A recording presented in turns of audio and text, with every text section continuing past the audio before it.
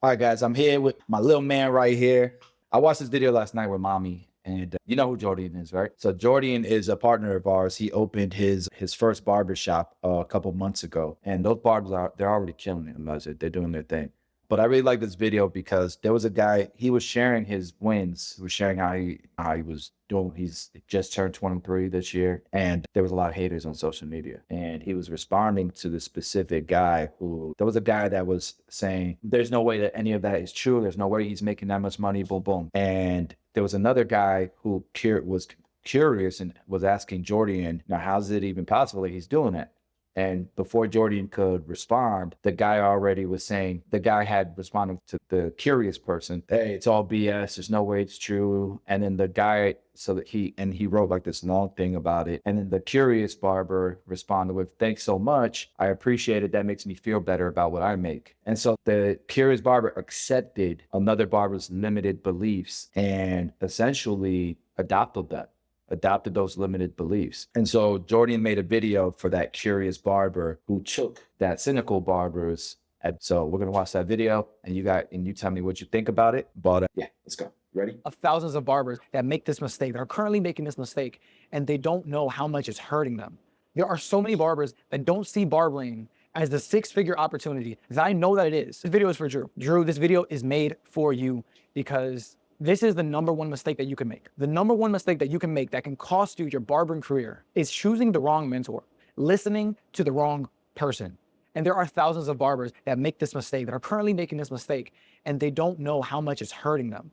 There are so many barbers that don't see barbering as the six-figure opportunity that I know that it is. And I don't know it because of some theory. I know it because of results. Results I'm going to show you in this video, just the proof. I made a post on Instagram, sharing some of the results that I've gotten. And I shared it with my mentor, Basio. And I want to read you some of the comments that I got off of that video. So this random guy comments and he says, this is all cap. Stop trying to take advantage of new barbers. So I comment back and I say, yo, what proof would you need to see to believe that this is possible in barbering? Somebody else comments, Drew comments. You commented, Drew, and you asked a really good question. Drew was like, hey man, on an honest note, how is this physically possible, LOL? Is it quantity over quality? Drew, that's a fair question. The truth doesn't mind being questioned. That's a great question. Then other goofy dude comments back and he says, look at the cuts on his page and check his bookings. You can book him any time of the week. Him doing $19,000 at $50 a cut, which by the way, he charges less, would take him doing over 23 haircuts a day because he only works 4 days a week. I want to show you something to expand on that part. So I guess the barber that was hating looked up went on his calendar on his website to see what his schedule looked like. And I guess it was pretty open. Jordian, just so you know, you already know, he opened the barbershop not even 2 months ago, a month and a half ago. And 3 barbers from our Brandon location left with him. So it's him and 3 others that are essentially starting. We don't know how they're starting. We don't know if people are going to follow. We don't know if it was too far for half their clients, if they're going to keep half, if they're going to keep a third. So they're essentially starting from scratch because they're in a new barbershop, new location, new area, all that. So his schedule isn't as booked out as it typically is. So that barber, just the coincidence was the timing, used that to convince the curious barber that Jordan's lying. And just so you guys are aware, the new guys, the 3 barbers that left with Jordan and Jordian, they're doing great.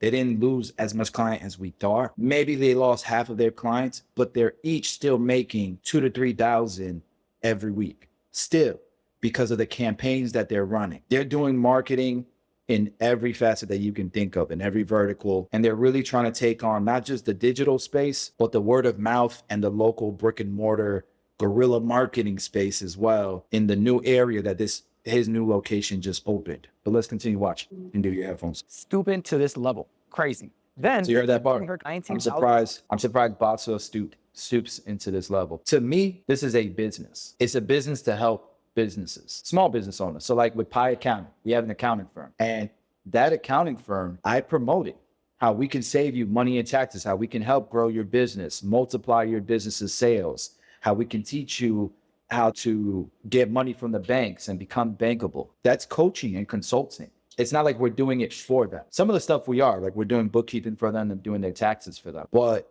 every Monday we have classes to help these small business owners grow their business. What level am I stooping to besides trying to help businesses? And I can't help If let's say right now there's 700 barbers in our program. I can't do everything for each and every one of them to help them successful. But what I can do is tell them how to do it and then coach them along the way so that they can do it. That's the only way that I can do it on this scale, right? Where I'm helping thousands of barbers. If I do it for them, I can only help 5 barbers a month or something like that. And that's not what I want to do. I want to help as many people as I possibly can. If it's still effective and we're still getting results, then consulting and coaching works. And that's what we do. So this guy thinks that I'm scared, that I'm a bad person because I like to coach and consult people as opposed to do it for them. Others at $50 a cut, which by the way, he charges less, would take him doing over 23 haircuts a day because he only works 4 days a week. LOL. Don't fall for this fake coaching stuff. I'm surprised Basio stooping to this level. Crazy. Then this is the part that's crazy. The part that's crazy is that this is what you said, Drew. You said, I appreciate you, bro, talking to the other goofy dude. This is what makes me feel better about the money I make. I love your style, homie. Been following you since barber school. And this is why I have to make this video. Nice feels good about making a bunch of lies that you believe. And you're not a barber. What do you think about that? It's bad because he thinks that the amount of money that he's making is good or normal. Yeah. He could be making more. Yeah, like you got to choose your normal. And so he's choosing a normal that's you're settled, right? I think that's a good answer, bro. That believes these lies. What's a mentor? First of all, let's start with that. What's a mentor? How I see a mentor is essentially like a person that I'm gonna humble myself to listen to this person. I'm gonna get some guidance, I'm gonna get some game, I'm gonna get some direction from this person. Therefore, that person is my mentor, and I have to humble myself to be able to listen to that person. Do you choose somebody as a mentor? Do you listen to somebody's advice because you like them? Because they make you feel better? They make you feel better about the money that you make? Do you want to feel better or do you want to change your life? As your father, I tell you what you need to hear. I tell you to choose, whether you like it or not. I don't just, you're the best, you're the greatest, I'm so happy with everything that you do, right? Sometimes I'm ready to kick your ass, right? Huh? Okay. And that's because I love and because I know you have more potential in you, right? And so that's what Jordian's saying. A mentor is not supposed to make you feel better about what you're doing right now. Sure, is it okay? Yes, there's seasons, but a mentor is supposed to push you to do bigger and better things. I'm not saying they're supposed to down you for what you're at right now. You're doing great, son. You're doing amazing, but we're working towards something. We're working toward you becoming a great man, right? And so even though you're doing great right now, we're not done. We got more important things. We got bigger things, bigger fish to fry, right? And that's what the mentor should be doing. And I think that's what Jordan's trying to say, right? Better. You said, oh man, thank you. This really helps me feel better with where I'm at in life. Like, bruh, what about growth? This makes me feel better about the money that I make. I don't have to feel weird about this. That's not what we want to do. That's not what you want to say. Sometimes barbers will choose a mentor because they like them, or because their personality, or because they have some cool haircuts, or because they make you feel better. That is not how we choose a mentor. That is not how I chose my mentor. We need to be super, super picky over the people that we listen to, because the people that we listen to, the mentors that we choose, they help us to see the world differently. They help us to hold ourselves to a standard, to tell us how to attack the opportunities that we have in life. What skills do we need to develop? Where are we messing up? Where can we be better? That is what a mentor is going to help us do. And that's why we need to be so picky over the actual people that we listen to. Because there's so many people that you shouldn't listen to. There's so many people that don't have a clue of what they're talking about. And I'm going to show you the proof. I'm going to show you the results, how that random goofy dude on the internet, he doesn't know what he's talking about. He's lost. Drew, how do you choose a mentor, Drew? I'm going to tell you how I chose my mentor. Check me out. I chose my mentor by judging him. I judged him. I judged Basio. I said, you know what, Basio? I really like the results that you have. And then I found out that Basio not only was able to actually get those results himself, but he actually goes ahead and helps other people get those results. So it's just a one-trick pony. He knows how to do it, but he also knows how to teach it. It's one thing to know how to do something, how to do a nice haircut, and it's a whole different skill to know how to break a haircut down for somebody else to understand. Elijah, so does your dad do more than just coaching and making courses? Daddy working, and what would you say I do? I want to see your perspective. I would say you're trying to teach. Don't be nervous, just be yourself. Get your arm. I know, but I think you try to help people learn how to make their own business and take care of them and their families. Okay, but what about, don't I have my own businesses? Yeah. Don't I do stuff with my own businesses? What do you see me doing with the businesses? Trying to grow them and make them better. Yeah. You don't just stop, you just keep on investing into them and make them trying to be better. Okay. And does Daddy have meetings and All the time. all the time there's meetings? Why? What am I doing? Talking to people, Yeah. Okay, cool. What do you think about that? Do you think Daddy works too much sometimes? sometimes, yeah. But do you think, I was working more before, right? I was at the home, I was always traveling, right? Yeah. Okay, cool. All right, let's keep watching. So you can fake P&Ls, but no accountant, if an accountant is doing your P&Ls, no accountant is going to risk their license as a CPA or a enrolled agent to lie for some barber, some 23-year-old barber. They're not going to do that. They're not going to put their name on their whole profession on that. So a P&L is a profit and loss statement. It's what you made versus your expenses and what you actually took home or what you lost in profits. Does that make sense? And so it really tells you how your business is doing and where you can make improvements. So all of our barbers in Piatt County get a profit and loss statement, or all of our businesses in Piatt County, because we have other industries too. We have like truck drivers, Airbnb, host, we have churro, guys who own fleets of cars and stuff. Pretty cool businesses that we have now. We have a pizzeria. So anyways, they get them every single month so that they can see how their business is doing. Jordian gets that. The other thing is that he gets tax returns. So a lot of barbers don't file their taxes because they don't, number one, they don't know how to, they don't know the importance of it, and they think they're saving money. But Jordian does his taxes because he wants to be able to show how much money he makes, so that if he wants to buy a house or a commercial property or a business, he can go to a bank and say, hey, my business is doing good. Will you loan me the money to buy another business?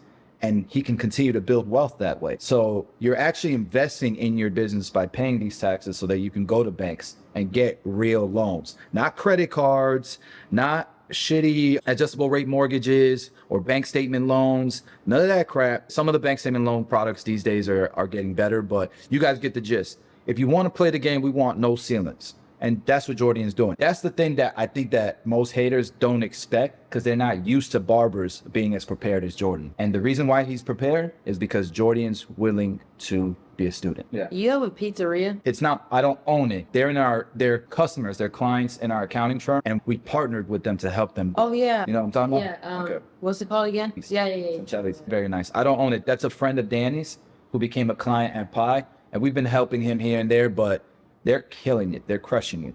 But Danny did help. Danny, Tabitha, the Pi accounting team, they did help him buy the pizzeria. And the pizzeria does seven figures in revenues. One pizzeria location. It's not what they take home, but they still take, it's very profitable. It's like it runs on 30% profit margin, something like that. In 8 months, he made $152,000. You know what's really cool? Most people 22 years old, 23 years old that make 150K in 8 months, they would be balling out. Jordan lives way below his means. He probably lives on 30, 40K a year, which means he can save 6 figures every year at 23 years old. Imagine when he's 30. If he keeps saving and investing the money, that snowballs. He's getting returns on that. He's investing some of the capital. It's going to snowball by the time he's 30, he's going to be set. It's interesting because I've been preaching this to people for a very long time. And even some of a lot of our barbers that work with us before we became a brand the way we became, they weren't trying to hear none of this. They didn't believe it either. Now, tax returns, you do not want to lie on. And I don't know too many people that will lie on a tax return so that they could pay more taxes. He made 170K last year. 170. That's just from cutting hair. His first year, he made 124. Here's a picture. Wait, I didn't show any of that. My bad. 18,000. So this is his tracking sheet, guys. I didn't show none of that. So this is his profit and loss statement. You guys can see it here, where he's showing 20,000, 24,000, 8. So this month he probably made 20,000, but 24,000. That's right. So it's showing his total income.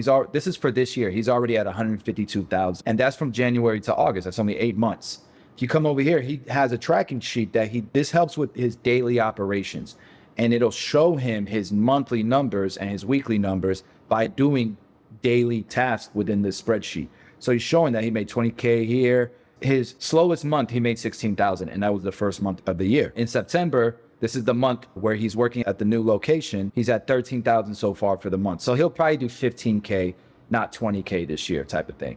Or maybe he'll do 17K, I don't know. So he did take a little bit of a hit from the previous month. And then this is his tax return, guys, for 2023. You can see it's getting blocked by the bar. But you can see he made right here 170K for 2023. And then for his first year as a licensed barber, he made 124K. And these are tax returns to show you that. My first year being a licensed barber. Oh wait, here's a picture of the investment property that I bought last year. That's his investment property. 9 months into. Like, why would we go out of our way to make all this stuff? Being a licensed barber, and I've made 477. Did you hear that part? 9 months into being here's a picture. Listen to this part. He's been a barber for 2 years and 9 months. I want you to hear how much he's made in 2 years and 9 months. Ready? Of the investment property that I bought last year. 2 years And 9 months into being a licensed barber, I've made $77,000. I have opened up my first ever barbershop, a franchise location of Headlines, and I bought a rental property. What are we talking about here? And I'm 23 years old, thank God. But unfortunately, there is an army of brainwashed barbers that do not believe that results like this are achievable for them. And that breaks my heart. It breaks my heart because I work freaking hard and I know that it's possible for people that are willing to work hard. Do I work hard? Yes, I do. But yo, this is worth it. It is worth every hour of work that I put into it. Bro, it upsets me so much when you have some goofy dude on the internet speak his limiting beliefs onto another young, impressionable barber just because you weren't able to achieve. There are so many barbers that are lost, and they're lost because they don't have the right mentor. That's why our industry is filled with lackluster barbers that aren't fulfilled at their job, that aren't providing financially for their family the way that they could be if they had the right mentor. Because barber school doesn't prepare you for this industry in the way that it could. And it's because we choose the wrong people to listen to. And yet, what you do is you actually go ahead and you hold on to the same beliefs, the same limiting beliefs. You hold on to them. You don't want to let go. You want to defend them with all your stupid reasons. You want to defend those beliefs, the same beliefs that are holding you back from actually going to the next level. And truthfully, I don't really think you want to believe what you say you believe. You may say that I'm capping. You may say that this is a lie. You may say that this program or whatever is a scam, but you don't really want to believe that. And I'm gonna tell you what, you don't want to believe what you say you believe, because if you understood what that belief cost you, you would know that it's too expensive. That belief is gonna cost you so much more than what you gain from holding on to it. You're selling yourself such a lie and it's a bad deal. A belief like that, not thinking that the career that you're in, not thinking that the barbering and the six-figure opportunity, that will cost you a career of mediocrity, a career of complacency. One day, bro, you might be on your deathbed and be like, man, what if I took that barbering thing seriously? What if those six-figure barbers were actually right? What if I just tried it out just for a year? That's the exact commitment that I made to myself. I said, I'm gonna give barbering 5 years. I'm gonna give it my all for 5 years. And if it doesn't work, it's okay. I'll still be young. I can try something else. It didn't even take me 5 years, guys. 2 years and 9 months. This is where I'm at. Is it hard work? Yes, it's hard work. Have I worked 6 days, sometimes 7 days a week, my whole career? 100%, I've worked 6 days, my whole career. Have I sacrificed time with my family? Yes. Have I sacrificed time with my wife? Yes, 100%. I'm not gonna hold that back. But think about what I'm gonna be able to do for my family, how I'm gonna be able to provide for my family right now, the foundation that I'm setting up in my household. Think about the character that I'm building through these days with these super long hours. Think about that. There's an amazing book and everybody should read it. And in that book, it says, it promises you that in all labor, there is profit. In all work, there is profit. More than just some financial profit. Think about the character that you develop from working your tail off. I'm assuming that's the Bible. So many people are scared of hard work. Hard work, The Bible says that. builds you into a better person. Drew, I want to share some gems with you that really have changed my life. And I know that this video might come off a little bit harsh, but I feel like sometimes tough love is still love. And I feel like sometimes to get your point across, you might have to raise your voice a little bit. Find a great mentor, Drew. It doesn't have to be me. It doesn't have to be Basio. Find a great mentor. Find a great mentor. Understand that behavior follows what you believe about your opportunity will affect how you treat your opportunity. If you do not see barbering as a six-figure opportunity, you will not treat it like a six-figure opportunity. The last gem, Drew, hope you listen to this one. Don't listen to people who don't want to be. Simple as that. Even if I'm one of those people, I don't want to work that much, or I don't want to do this, or I don't want that. Whatever it is. You don't even have to work as much as I do to make six figures, but don't listen to people that goofy. Let's say he worked, instead of working 6 days a week, he worked 4. He'd still clear 120,000, 130,000. If that's the route you want to go.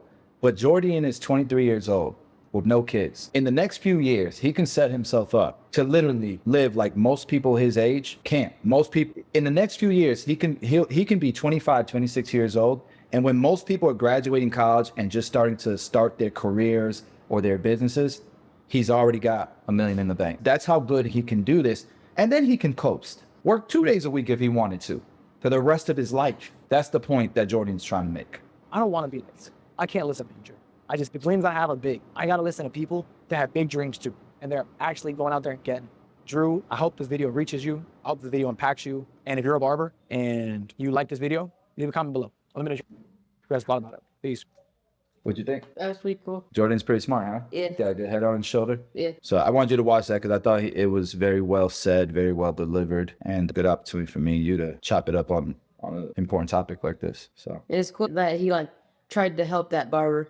yeah, he cared. Video about it. Yeah, and he doesn't have to. He could literally just stay in his lane, keep crushing it, keep his head down, and pop it back up in a few years. You know, if he wanted to. Not worry about nobody else but himself because he's doing. But he's seen what the right mindset, the right strategy, the right roadmap, the right belief, right? The right where it can take you. And I think that there's a lot of people who want. It probably reminded him of because he came the way I met Jordian. He was like 19 years old.